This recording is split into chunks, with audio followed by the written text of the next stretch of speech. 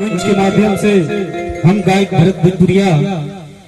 और बहुत ही बढ़िया हमारे अरविंद भैया बेनी और चाह की सारे म्यूजिशियन टीम से और हमारा तरफ से भरत भोजपुरिया की तरफ से ये मंच के माध्यम से एजे से गोड़ छूटे गोड़ लागत है ताली बजा के आशीर्वाद दे जितने बन जाए उतने में काम निकाल ले क्या बात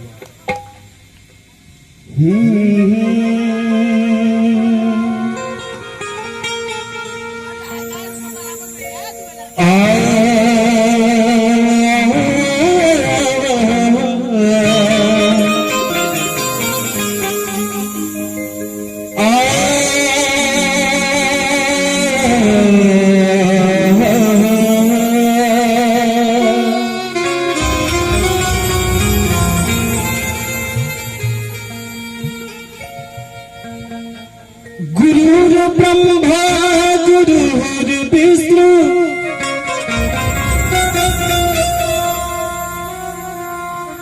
गुरुर ब्रह्मा गुरुर विष्णु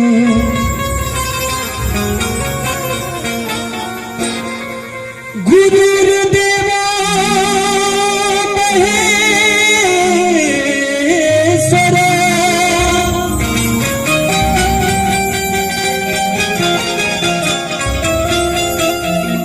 गुरुर साक्षात् ब्रह्मा तस्मै श्री गुरुवे नमः।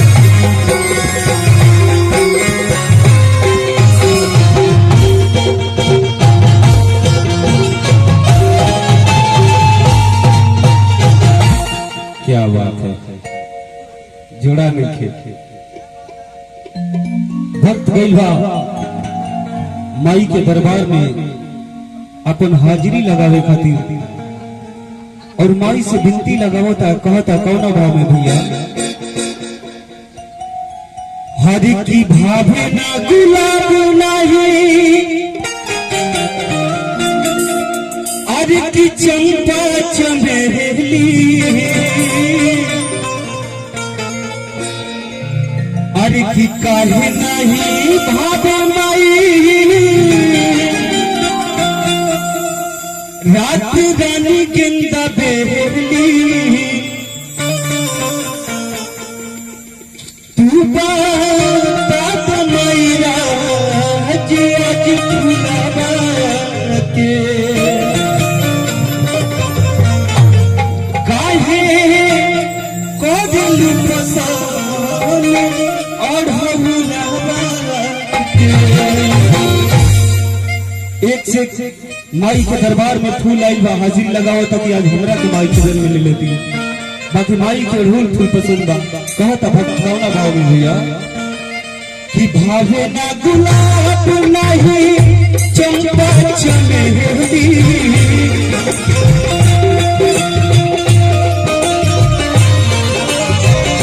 भावे नाही भावे माई रानी गेंदा बेरली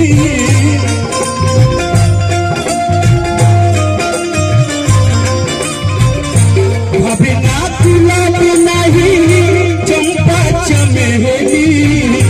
कहे नहीं भावे रात रानी गेंदा बेरली तू बात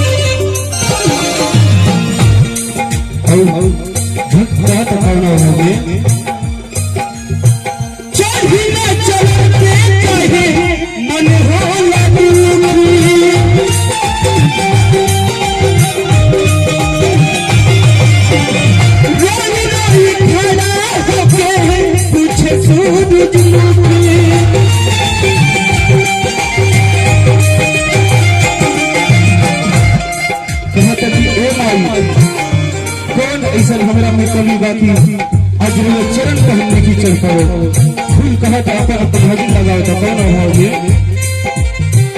चढ़ी न चलते कहे मन होला दुखी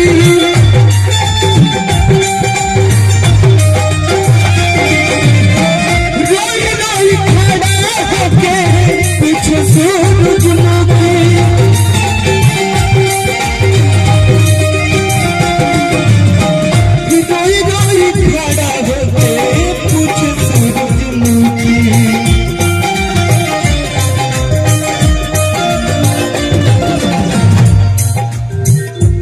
बड़ा करे लड़की तुम्हारी बेरी बेरी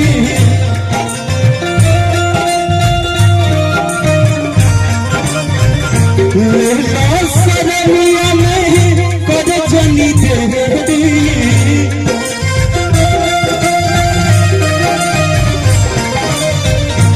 बड़ा करे लड़की माई बेरी बेरी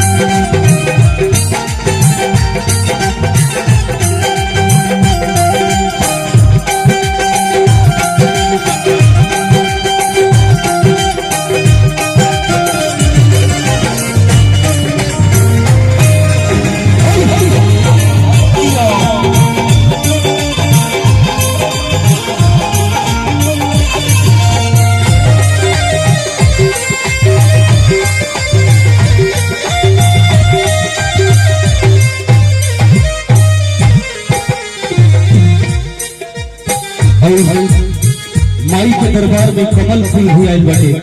अपन हाजिरी लगाया था कहत कौन भाव में सबका से सुनर बनी कहेला कमल हो सबका है माई तोहरा लागे ना निमन हो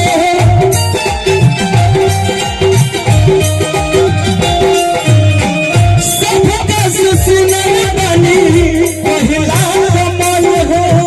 सबका है माई तोहरा लागे ना निमन हो सबका है माई तोहरा लागे ना निमन हो तेरी बेरी अर्जी माई करे उनका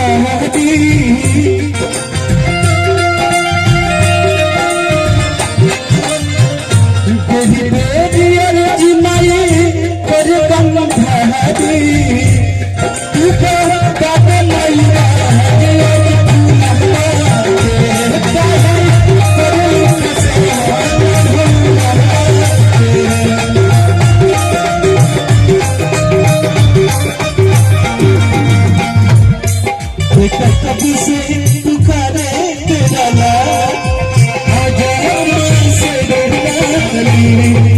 कभी से पुकारे तेरा लाल लेके हाथों में पूजा के थाल लेके हाथों में पूजा के थाल आज माँ से रोलाली बेटा कभी से पुकारे तेरा लाल आजा माँ से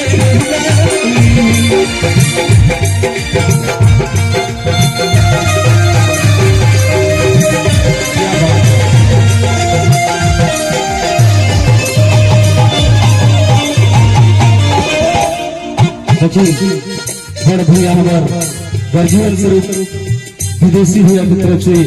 51 रुपया के पुरस्कार पर माई से ये विनती करब की माता रानी हमेशा भंडारे से भरले रखा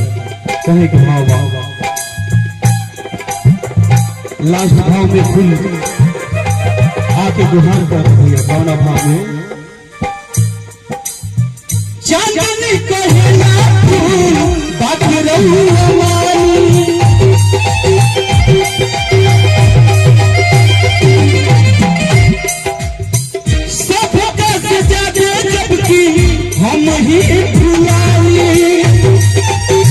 रे